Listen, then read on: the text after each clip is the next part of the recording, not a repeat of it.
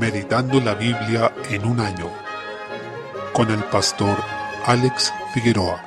Día 21, mes 5. Primera de Samuel, capítulo 29. David estuvo dispuesto a pelear codo a codo junto con los filisteos contra su propia gente de Israel. Sin embargo, la providencia del Señor lo libró de llegar a este punto, que de hecho fue una consecuencia negativa que se debió a una mala decisión que él tomó sin consultar al Señor, porque huyó de la tierra de Israel para irse hacia los filisteos en la ciudad de Gat, que era una de las más importantes de ese pueblo. Entonces el Señor ocupó a los príncipes de los filisteos, que eran paganos, gentiles ante la ley de Dios, para a través de ellos hacerle ver a David que no podía pelear allí junto con los filisteos. David debió devolverse a su tierra. El Señor a veces nos libra de nuestras propias malas decisiones, de consecuencias que se derivan de nuestros propios errores y pecados, a pesar de que mereceríamos dichas consecuencias. Pero Dios muchas veces nos saca de ese embrollo que nosotros mismos armamos, y en muchas ocasiones es probable que ni siquiera nos demos cuenta de todos los males de los que Él nos libró. Capítulo 30. Luego vemos que David es disciplinado a través de los amalecitas, quienes fueron al pueblo de Ziklag, que era donde vivían David y sus hombres, y asolaron dicha localidad. David perdió todo, y ahí es donde él demuestra que finalmente es un hijo del Señor, un hombre de Dios, ya que en ese momento donde pierde todo y además sus propios amigos se le fueron en contra, ya que querían apedrearlo, pero dice el versículo 6, mas David se fortaleció en Jehová su Dios. Esa es la marca distintiva de los hijos de Dios en medio de las aflicciones y o dolores que podamos enfrentar. Nos fortalecemos en el Señor, y es maravilloso cómo Él nos recibe cuando nosotros nos volvemos a Él en arrepentimiento y fe, nos restaura y libra de muchas cosas que mereceríamos sufrir. Por ejemplo, David asolaba las ciudades de los pueblos de la región, mientras que los amalecitas, cuando asolaron la ciudad, solo quemaron las cosas materiales, pero preservaron la vida a la gente. A veces los impíos incluso actúan con más misericordia o con más consideración que los propios creyentes ante ciertas situaciones, y así nos llegan a avergonzar. Pero el Señor permitió a David recuperar todas las cosas, no perdieron ni siquiera cosas materiales, y recuperó a sus mujeres con lo que tenía. De esta manera el Señor lo libró de la mano de los amalecitas. Esto nos enseña un criterio de justicia, porque aquellos 200 hombres que se quedaron con el equipaje, es decir, con los implementos de todo el ejército, recibieron la misma paga del botín que aquellos que fueron a la batalla. Estos hombres no se quedaron por cobardía ni por flojera, sino porque realmente no podían más del cansancio, probablemente debido a enfermedad o ancianidad, o algún otro factor que no se debió a culpa en ellos. Por esa razón no descendieron a la batalla, y por lo mismo David, a pesar de que había hombres malos con él, que no querían dar parte del botín a estos 200 hombres, que se quedaron sin cruzar el torrente de Besor, entonces establece esta norma que aquellos que se quedan con el equipamiento también reciben la misma paga que aquellos que fueron a la batalla. A veces ocurre así en la iglesia. Hay algunos que tienen quizá una labor más visible, que aparecen en algo que todos ven, que están sirviendo y trabajando, y otros están en la trastienda, no de ociosos, sino también trabajando en algo menos visible, pero igualmente necesario, porque en este caso alguien debía quedarse con el equipamiento, cuidarlo y resguardarlo. Entonces no hablamos de ociosos. Alguien lo dijo de esta manera: algunos descienden al pozo a buscar el agua, mientras otros arriba sostienen la cuerda, pero uno y otro están haciendo algo. Es decir, no todos tendrán estas labores más visibles, pero todos deben estar sirviendo, y unos pelean por otros, mientras otros cuidan aquellas cosas que son necesarias para quienes están peleando. En otras palabras, cada uno sirve en su lugar, ya sea en algo visible o en algo más desapercibido, pero todos deben estar trabajando en el reino de Dios. Capítulo 31. Se relata la triste muerte de Saúl. Murió el mismo día con sus 3 hijos. Es llamativo ver a los hijos de Saúl, que estuvieron siempre con él, sujetos a su autoridad, y a pesar de que pudieran estar en desacuerdo con algunas cosas de lo que hacía su padre, siempre lo respetaron y murieron con él el mismo día. Murieron justos e injustos. En este caso Saúl, que en el momento en que ejerció su mandato demostró una gran obstinación, murió, y también murió incluso antes que él Jonatán, que fue justo y piadoso. Por tanto, también aquí aprendemos que ante la muerte fallece tanto el justo como el injusto, muere tanto el sabio como el necio, tanto el rico como el pobre. Pero obviamente una cosa es morir en nuestros pecados y otra cosa completamente distinta es morir en Jesucristo. Solo hay esas dos formas de morir. Debemos procurar morir en Jesucristo y no en nuestros pecados. Pero vemos que Saúl finalmente muere aterrorizado, en aflicción y angustia, en tinieblas espirituales, porque no se sometió nunca a la voluntad de Dios, sino que siempre anduvo en sus caminos y murió en esa triste senda, donde buscó siempre su voluntad. Lamentablemente no murió con la paz y el contentamiento del Señor, sino que falleció en la desesperación y se arrojó sobre su propia espada. Lo que él quería evitar era que lo alcanzaran los filisteos y lo deshonraran, pero finalmente le aconteció porque le cortaron la cabeza y colgaron colgaron su cuerpo en una ciudad de filisteos. Después fue rescatado y honrado por los hombres de Jabes de Galaad, quienes mostraron allí su valentía. Veamos las consecuencias de apartarnos del Señor y busquemos no vivir conforme a nuestra voluntad, sino según sus caminos. Salmo 118. Comienza en el versículo 1 con una frase que es un lema en varios libros de la Escritura. Alabad a Jehová porque Él es bueno, porque para siempre es su misericordia. Esa debe ser también una canción constante en nosotros. Acá se enfatiza y repite, ordenándose a distintos miembros del pueblo y claramente a todo Israel que invoquen este nombre y que confiesen que para siempre es su misericordia. Desde el versículo 5 vemos que es un Dios que responde desde la angustia y que está personalmente con nosotros. El salmista repite, Jehová está conmigo, y esa es la base para que podamos estar firmes y confiados. Notemos este contraste. Por una parte no tenemos que abrigar temor hacia lo que puede hacernos el hombre si estamos con el Señor, pero por otra parte dice, mejor es confiar en Jehová que confiar en el hombre, mejor es confiar en Jehová que confiar en príncipes. Así, el temor de Jehová nos llevará a no temer a los hombres, pero también a no poner nuestra confianza en ellos, como si de ellos viniera nuestra ayuda y esperanza. En él podemos saber que somos salvos. Desde el versículo 10, el salmista declara enfrentar la oposición de las naciones. Mientras estemos en este mundo que está bajo el pecado, la Iglesia enfrentará la oposición y resistencia de parte de quienes no conocen a Dios, quienes en mayor o menor grado manifestarán su rebelión contra Él y lo harán volcando su ira contra la Iglesia. Desde el versículo 14, notamos que en medio de estas dificultades, el Señor es nuestra fortaleza. Nuestro vigor no está en nuestra capacidad ni en la fortaleza de otros, sino en la diestra de Jehová, que es la que hace proezas. Es aquella que se puede llamar sublime y que hace valentías, que nos disciplina, pero no nos condena a la muerte, y nos permite declarar también, como dice el versículo 17, no moriré, sino que viviré y contaré las obras de Jah. Proverbios capítulo 15. En el versículo 24, vemos que la sola gracia del Señor es la que nos salva, pero eso no anula el deber que tenemos de esforzarnos en esa gracia, como dice 2 Timoteo 2:1, para recorrer este camino angosto sabiendo que el poder no está en nosotros, escapando del Seol que está abajo y pujando por subir a esa ciudad celestial que nos ha sido prometida en unión con Cristo. Versículo 25. El Señor resiste a los soberbios, pero a los humildes les da gracia. Por tanto, cuidémonos de ser soberbios, porque el Señor los destruirá. Hay muchas maneras de serlo. El soberbio se caracteriza porque no busca los caminos del Señor, sino que confía en su propia inteligencia y prudencia, en su propia justicia y no en la del Señor. En consecuencia, se caracteriza por una confianza en sí mismo, dejando de lado la fe en el Señor, porque no se puede tener ambas a la vez. Versículo 26. Hay mucha gente que asegura con confianza que el Señor conoce el corazón de ellos, creyendo que con ellos son exculpados de su maldad, pero en realidad el Señor abomina los pensamientos del malo. Por tanto, quienes dicen ser cristianos, pero no lo son, deberían aterrorizarse de que el Señor conozca su corazón, ya que los pensamientos de ellos le resultan abominables. En contraste, dice que las expresiones de los limpios son limpias. Una vez más se evidencia que hay una concordancia entre lo que hay en nuestro corazón y lo que hay en nuestra boca, porque de la abundancia del corazón habla la boca, dice la Escritura en Mateo 12:34. Si te das cuenta de que tu boca es inmunda y perversa, debes rogar al Señor que limpie tu corazón y lo transforme. Juan capítulo 11. Desde el versículo 53, los judíos, lejos de reaccionar debidamente ante lo que Jesús estaba haciendo en su ministerio con señales prodigiosas, reaccionaron con rencor y envidia. Recordemos que incluso Pilato se dio cuenta que por envidia lo habían entregado y quisieron matarlo. También a Lázaro, porque a través de este último muchos estaban creyendo. Qué terrible es que ante una señal tan poderosa, tan maravillosa y que los debía llenar de esperanza, como era la resurrección de Lázaro, algunos hombres reaccionaron de esta manera queriendo matar a Jesús. Además, que no se trataba de señales, es decir, la incredulidad de ellos no era acerca de falta de evidencias, pues evidencias habían, sino que eran corazones en rebelión los que querían matar a Jesús, porque odian a Dios realmente y odian lo que significa en último término su ley. Dice de Jesús, a los suyos vino y los suyos no le recibieron. Y también en Juan 3:19 dice, y los hombres amaron más las tinieblas que la luz porque sus obras eran malas. Capítulo 12. Vemos cómo Jesús, antes de ascender a Jerusalén, pasó a la casa de Lázaro después de haberlo resucitado. El versículo 2 dice, Marta servía. Es una actitud constante en ella el estar afanada y ocupada, mientras que María siempre se muestra más reflexiva y entendiendo realmente aquello que debe hacer en cada situación. María, por tanto, comprendiendo lo que iba a ocurrir con Cristo, quien ya estaba pronto a morir, lo ungió con perfume, uno que era de alto valor, que costaba prácticamente el sueldo de un año de trabajo. Ante esto, Judas la reprendió porque decía que se podría haber vendido ese perfume, pero no lo hizo por un interés en los pobres, sino por codicia, ya que él robaba de la bolsa, siendo el tesorero del grupo, según dice este pasaje. Es interesante porque en los otros relatos se nos dice que los discípulos en general dijeron esto. Sin embargo, en este se aplica específicamente a Judas, como si él lo hubiera dicho de manera especial. ¿Qué nos dice esto? Que Judas tenía una voz de autoridad también entre los discípulos, ya que su palabra lideraba también al resto y contaba como la de los otros. Eso nos debe llenar de espanto sobre lo que era Judas. Acá hay algo muy interesante y es que ni siquiera los discípulos entendieron lo que iba a ocurrir. La única en todo este salón que entendía entendía realmente lo que iba a pasar en cuanto a Jesús era María, quien lo ungió porque ella sabía que Jesús iba a ser entregado. Ella hizo esta ofrenda perfumada, una ofrenda que le costó ciertamente muchos de sus ingresos y recursos, pero que también reveló su gran aprecio por el Señor. Por otro lado, Judas demostró su desprecio por Cristo como si no fuera digno de esta ofrenda, pero María sí lo estimaba digno de ella, así que lo honró de esta manera. Al hacerlo, demostró que entendía completamente lo que iba a ocurrir y Jesús también la honró a ella, porque el Señor honra a quienes le honran. En todo lugar se ha hablado de María porque hizo esta ofrenda perfumada a Cristo. Luego tenemos la entrada triunfal en Jerusalén, que algunos han llamado la falsa coronación del verdadero rey, porque acá Jesús fue aclamado como rey, ciertamente, como el hijo de David, es decir, como el Mesías, pero no de corazón. Los discípulos ni siquiera entendieron que estaba cumpliéndose la profecía de Zacarías capítulo 9. Después lo entenderían una vez que fue glorificado, y con eso pudieron darse cuenta de la gran gloria de nuestro Señor Jesucristo. Pero ni el pueblo en general, ni los discípulos entendieron lo que estaba ocurriendo verdaderamente aquí. A quien ellos estaban aclamando no era Jesús realmente, sino a la idea que ellos tenían de Jesús, la de un Mesías militar, uno que sería al estilo del rey David, un rey terrenal que derrotaría a sus enemigos por la espada, pero no ese Salvador que los libraría de la muerte, que les daría vida eterna y que además venía como cordero para luego reinar como un león. Entonces ellos mal entendieron la entrada de Jesús en Jerusalén y por eso también podemos ver que luego fue crucificado, ya que en realidad él no cumplía las expectativas del pueblo. Ellos tenían la expectativa equivocada. Esto ocurrió una semana antes de que Jesús fuera muerto. De hecho, ni siquiera alcanzó a completarse una semana. Y en esto vemos cuánto se dedica en este evangelio solo a los últimos 7 días de Jesús en su ministerio, casi la mitad del contenido total. Notemos la importancia que se le da a este evento. Si queremos ver la verdadera entrada triunfal de Jesús en el mundo, tenemos que ver Apocalipsis 19 cuando entra entonces para vencer a sus enemigos, ya no como cordero, sino como el león. Pero este momento, que se relata en este pasaje, fue muy triste para los fariseos, ya que aun cuando la gente no entendía el propósito de la venida de Jesús, todos estaban en ese instante vitoreando el nombre de Jesús. Para los líderes religiosos fue casi como el fin del mundo, porque ellos dijeron: mirad, el mundo se va tras él. Era como que habían perdido completamente al pueblo que se había ido tras Jesús, pero en realidad, como hemos visto, no fue de corazón. Preocupémonos por tanto de recibir bien a este verdadero rey, no como nosotros creemos que él debería ser, sino como él mismo se ha presentado en la Escritura. Ocupémonos de tener el concepto verdadero de Jesús, aquel que él enseñó, el que él reveló, y solo así podremos tener vida.